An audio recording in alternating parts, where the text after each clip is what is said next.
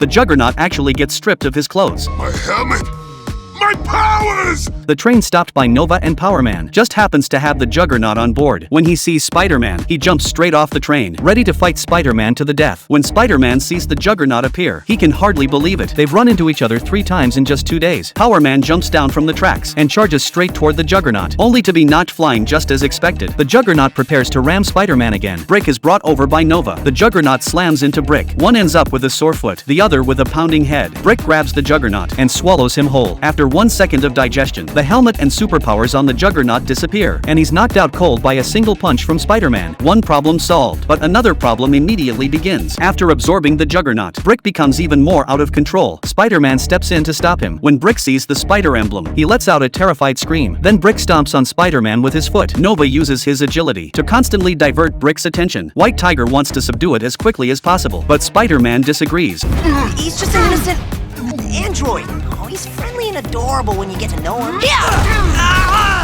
By spinning non-stop, Nova causes Brick to lose mobility. Spider-Man takes the chance to climb up onto Brick's shoulder with just a light tap of his finger. Brick ends up knocking himself down. After Brick accidentally steps on an ice cream truck, his gigantic foot suddenly shrinks back to normal size, seeing the leaking liquid nitrogen. Power Man guesses that Brick is afraid of low temperatures because Coulson once said Brick is made of some kind of compound, and cold would definitely cause it to contract. He tells the other 3 to hold Brick off, while he and Spider-Man head to the exhibition. White Tiger and Nova's invention is a low-temperature generator. Brick's frozen foot has already recovered. To lure him away from the city center, Iron Fist uses his glowing fists to draw Brick's attention. Come on, Andy.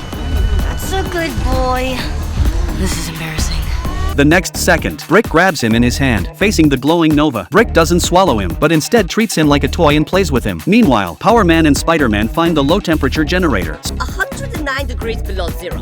That will do the job. Spider-Man puts an ice cream bucket on his head and mounts the low-temperature device on his back. Spider-Man draws Brick's attention. Just as Brick gets close, Power Man presses the switch and throws Spider-Man straight into Brick's mouth. After swallowing Spider-Man, everything Brick had eaten earlier comes spilling back out. Spider-Man crawls out of the pile of waste, holding Brick in his hands. Brick lies there, like a baby that has fallen asleep.